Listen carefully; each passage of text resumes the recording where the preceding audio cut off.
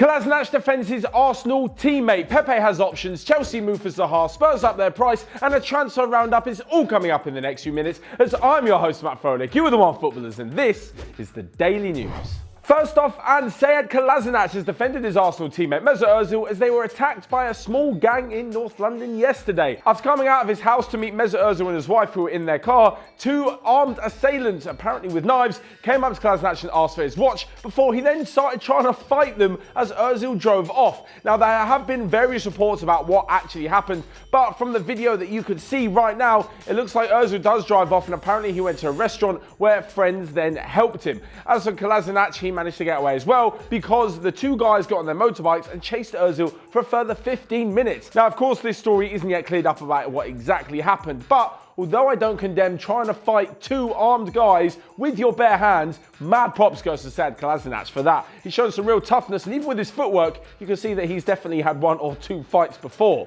On a serious note though, Arsenal did release a statement last night saying they have spoken to both players and both players are fine and it won't be affecting their pre-season preparations. But onto some transfer news now, and it's Nicolas Pepe. Now, before the transfer window opened, I swear I was talking about him literally in every single video. The Lille chairman came out and said that he was definitely going to leave, but now a few months into the transfer window, how is he still there? Well, apparently not for much longer. There are 4 clubs who have agreed to pay 80 million euros for the Ivorian winger, and he now has to decide between them. There's Napoli, there's Man United, Liverpool and Inter Milan, but the front runner looks to be Napoli. Carlo Ancelotti is the only guy who's spoken about it, and he said he met with the players' agents and that of course they're interested in such a good player, but now it's up to the player to decide where he wants to go. So alongside with all the money that's being offered, he's going to have to think about if he's actually going to play or not. And Napoli and Inter Milan has got a good chance of starting, as with Manchester United, but at Liverpool he'll probably be playing second fiddle to the likes of Mane and Salah, so maybe that option isn't so attractive for him. But from one winger from the Ivory Coast to the next, and it's Wilfried Zaha, who just can't keep out the headlines because no one knows where he's going to end up. There was all the links with him going to Arsenal, then Everton appeared as front runners a few days ago, but now apparently it looks like Chelsea could complete a deal for the winger. I know what you're thinking, Chelsea are on a transfer ban. Yes, they are on a transfer ban, as it's commonly called, but the actual FIFA rules state that Chelsea can't register any new players. So if you remember a few years ago when Atletico Madrid signed Costa or when Barcelona signed Arda Turan, they actually signed them in the middle of a transfer ban. It just meant that the player came to the club, trained with the squad, was in and around the team, played in the non-competitive games, but didn't actually officially register, get his pass to completing competitive matches until the following transfer window. The same thing could happen with Wilfried Zaha, but he could actually go back on loan to Crystal Palace for next season. This would see Chelsea pay the 80 million to Palace this summer. He'd go on loan for a season and then he'd be ready to come back and play at Stamford Bridge from the next season onwards. This, I think, would actually work out well for all parties involved. Palace will be holding on to a fantastic player for another season, so Zaha will be getting the dream move that he wants to a top club and to test himself in the Champions League again.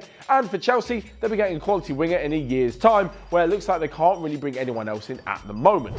In January, they took up the option to extend his contract for a further year with the promise that a £25 million release clause will be inserted up until 2 weeks before the end of the English transfer window.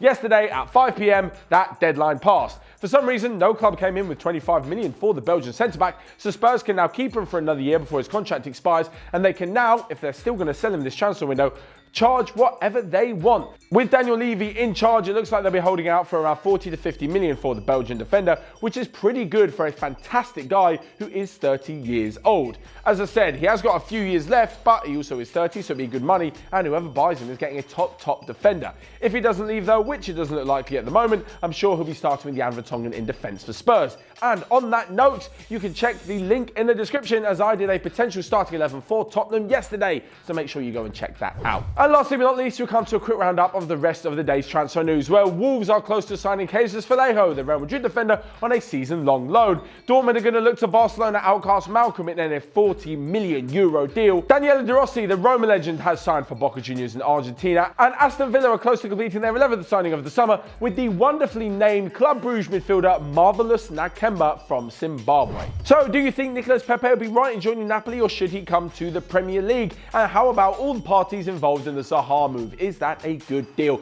Let me know your thoughts in the comment section down below. Smash the like button and click here or here to check out all of the other videos we've got going on Onefootball. But until next time, have a great weekend and I'll see you guys later.